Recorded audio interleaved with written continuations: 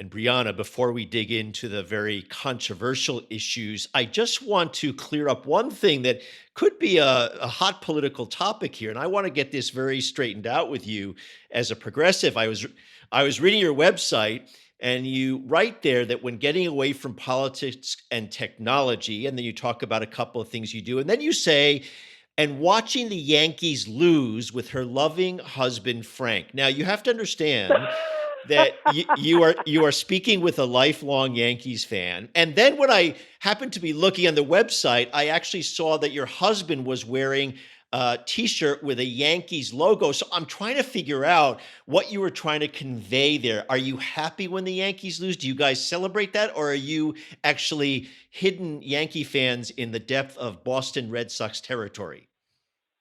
So one of the reasons I'm going to be able to get things done in Washington is because I'm a Red Sox fan married to a Yankees fan, and not just a Whoa. casual Yankees fan, a hardcore, unbelievable Yankees fan. And Frank's a mild-mannered guy, but when we go to Fenway, he will be leaving the stadium, and he'll say this to Red Sox fans. He'll be like, "We just kicked your butt." And I'm like, "What I happened to the mild-mannered scientist I married?" He is well, hardcore. So I love your husband, having never met him, and maybe we should get him to run for a different seat so we can have more Yankee fans elected to office and deeply embedded in enemy territory, as they say.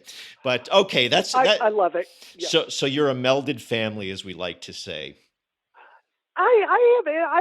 I really mean this. Yeah, The Yankees are a dynasty, and every time you go and see a Red Sox Yankees game, you're watching history. that's true. And I love good baseball more than I love any particular team. And, like we're watching the playoffs, and it's hard because I'm running for office in Boston, but my husband is actively wanting the Yankees to win. So there it is. Well, you can tell him that I'm on the same page. And anyway, good to know that. And let's now talk. One of the things that's very hot in the news right now, and I thought I would start with this because you are someone who really is immersed in the technology industry. I'm curious what your view is. It's not articulated explicitly on your website, but I'm curious what your view is about the idea of breaking up Facebook. And Elizabeth Warren has promoted this specifically, but I'm not necessarily promoting her candidacy. I'm just curious what you think about the growth of big tech companies, their influence in politics, and what needs to be done should you be elected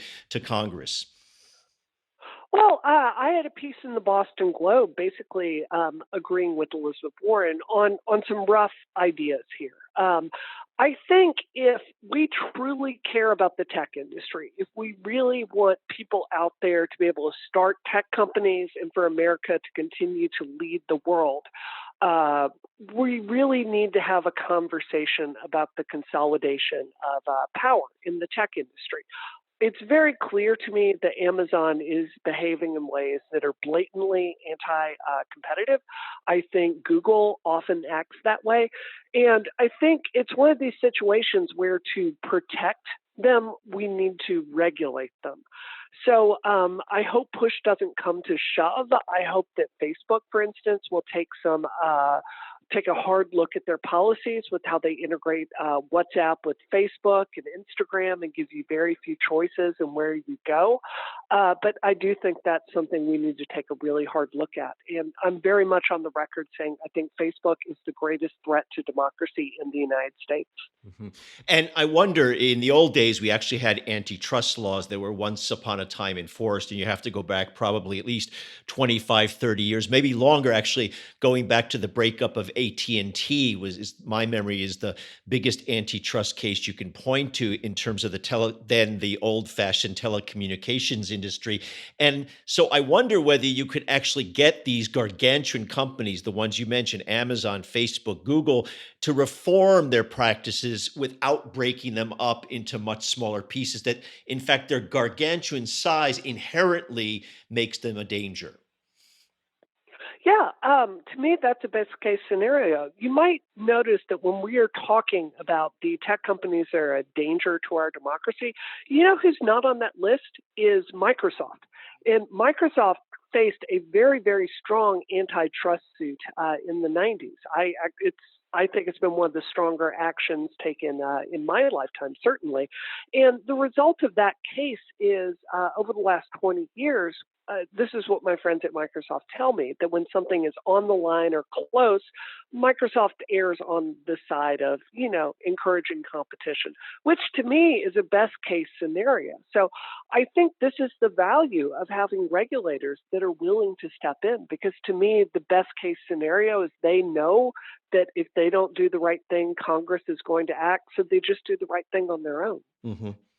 Now, tell my listeners a little bit about your experience in terms of cyber harassment and especially being the target of Steve Bannon. We don't have to go into it at length, but I knew a little bit about it. I reminded myself of this when I was getting ready for this segment, but give people a sense of what happened to you and how you were the target of these alt-right groups. Essentially, I don't really actually like to use the word alt-right because they're fascist and racist. So Yep. it's better to call them what Yep. they are.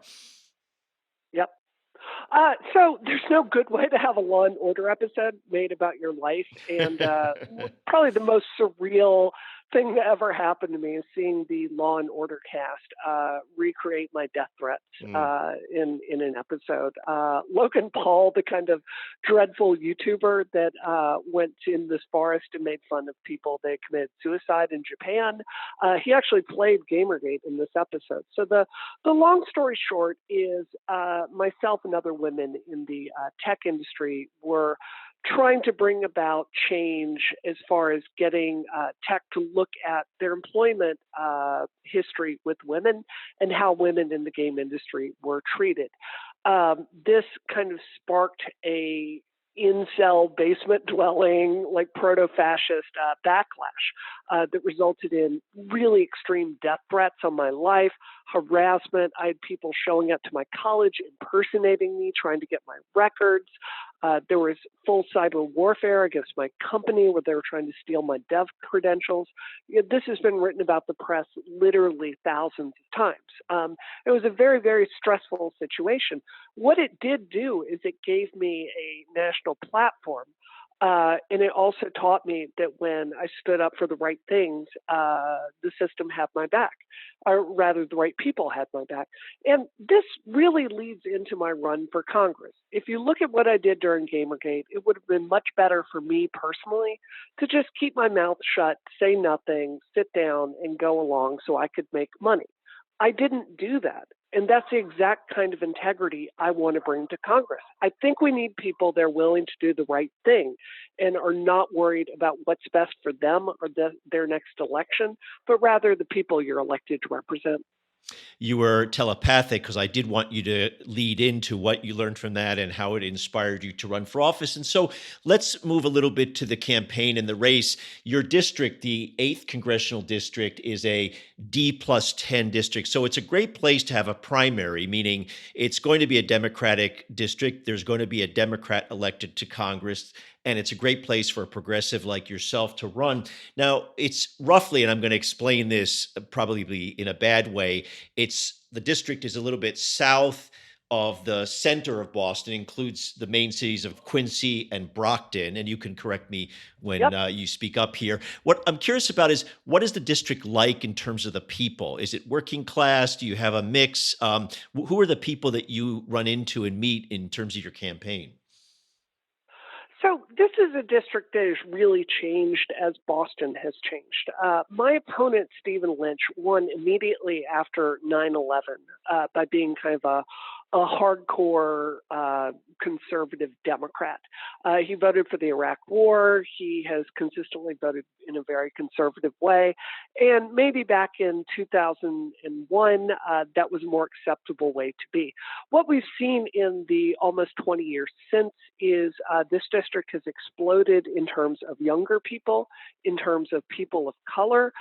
One of his major towns in the district, JP, Jamaica Plain, is probably the center of LGBT culture in Boston. So it's really fundamentally changed in ways that advantage progressives like me. That said, we certainly have Republican areas of the district. We have extremely poor areas of the district. And what I love about it is if there's kind of a segment of America, we've absolutely got it in MAOA. Yes, and when you mentioned Jamaica Plain, I'm quite familiar. It's a quite a big progressive area. I know a few people who actually live in Jamaica Plain, have lived in Jamaica Plain. Now, I often talk to progressive candidates on this podcast who have run for the first time, but you're actually an experienced hand at this. This is your second run for this district. You ran last time and got 22% of the vote, which is terrific for a first time congressional candidate. I wonder what you've learned from that last race that you're trying to apply here. For the number one, obviously, you've got more name recognition, so people know you, so you aren't having to create the campaign totally from scratch and introduce yourself. But what is it different now in terms of what you're seeing when you go knock on doors and when you talk to voters? So, just backing up from that question a little bit, I'm a software engineer. And software engineers are used to the idea of iteration and failure doesn't really bother us. So, when I was looking at running for Congress, the very first thing I did is I went to actually the Harvard Library and I looked up actuarial tables and I started to try to get a sense of what my odds were of winning. And I saw that a first time candidate running for office for a federal district against an incumbent had roughly a 4% chance of winning. And then I kept looking at the numbers and I saw if you run a second time, your odds skyrocket to over 50%. And when I saw that, I was like, that can't be true.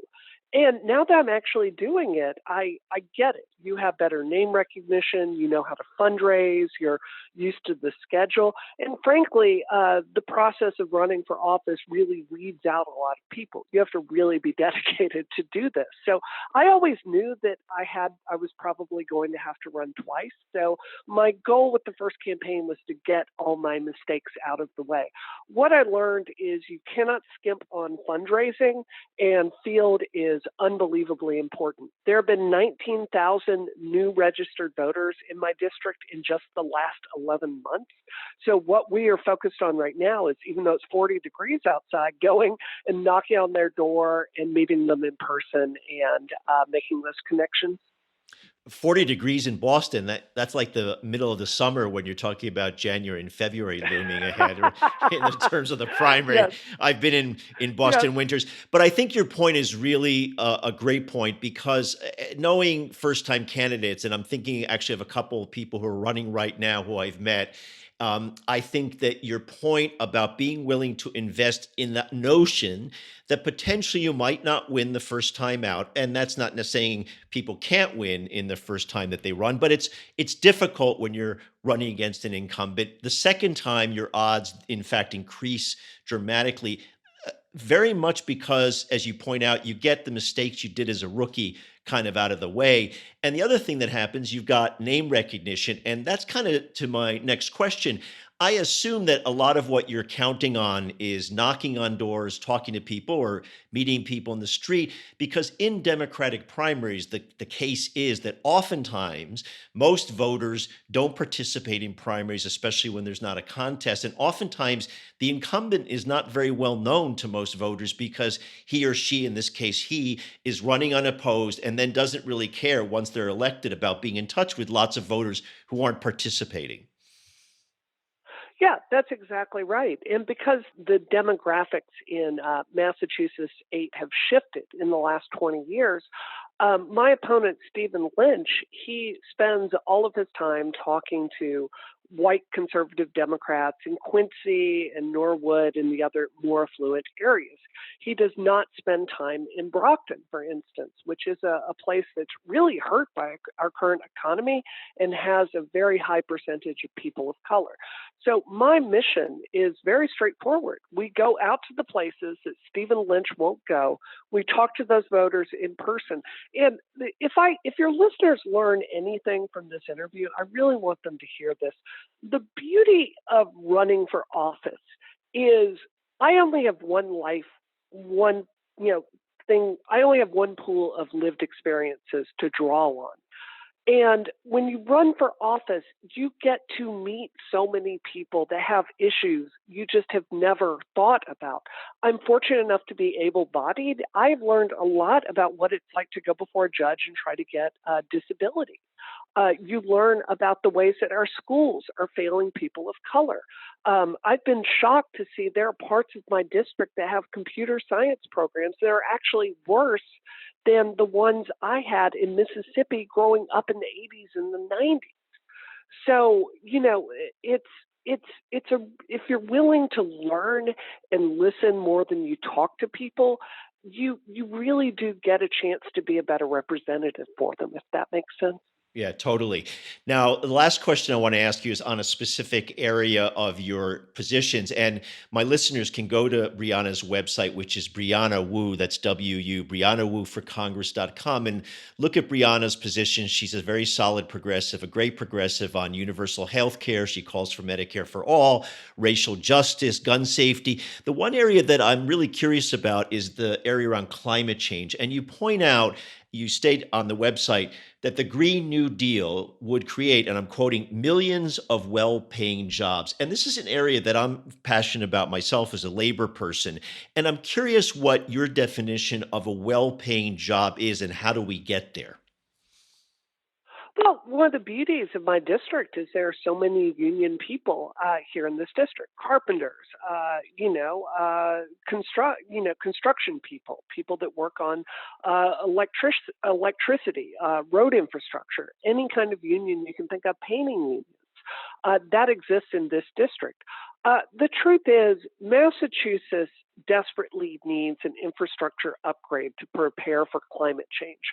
I was just out in Quincy 2 weeks ago, and I was looking at houses that are on the verge of being literally underwater because they're on the shore.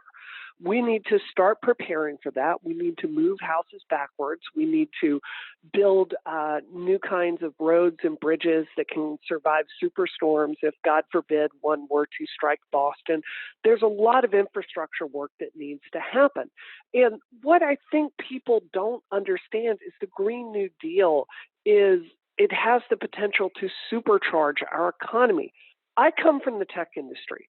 And I want to tell you, I see startups at MIT and when I go out to Silicon Valley that are just absolutely brilliant. Everything from battery power to decarbonization to, I've even seen types of cement where you can hit it with a sledgehammer and it has nanoparticles inside of it that make it come back together. It will self heal if you leave it there, which would be very helpful after a superstorm. So we have answers for this. What we don't have is a political will to move forward. And, that's why I intend to provide. So let me underscore the question and follow up on this. My question about well-paying jobs is relates to this industry, this green industry. If you look at wind turbines, if you look at the solar industry, is largely non-union. And even in places where environmentalists have called for good paying jobs, they say $15 an hour. Now, that is not a good paying job, especially when you're thinking about No. a unionized worker, a coal miner, for example. And I'm saying this because as a member of Congress, you're going to be addressing this issue.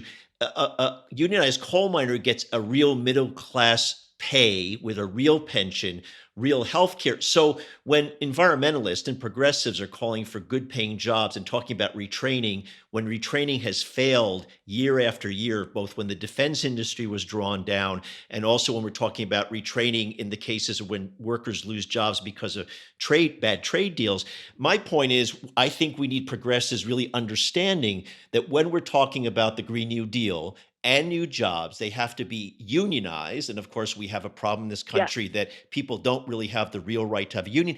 And a high wage is way above $15 an hour. $15 an hour, we only talk about that because of how bad and how low and how poverty level $7.25 is. I want to thank you for saying all of that because you're dead on. I come from the tech industry, and there is a snobbery where we seem to think that like we're too good for unions, and we have seen this with labor abuses in the tech industry and the game industry. There are stories coming out every single day about labor abuses in the tech industry. I have a message for everyone who thinks they are too good in the tech industry to fight for unions and join a union. You are not. And we need to be working with hotel workers, there are people at National Grid right now. They're protesting out there every day trying to get fair benefits and they're pushing back on them. We either stand together or we die alone. And we have got to unify with blue collar people because we have the same fight, the fight for health care, the fight for a living wage, the fight to not be bankrupted if a medical emergency comes forward, the right to send your children to college. This is an American dream that is falling farther and farther away for most people. This doesn't happen serendipitously. So we need to get off our butts, take this seriously, and stand in solidarity with other workers.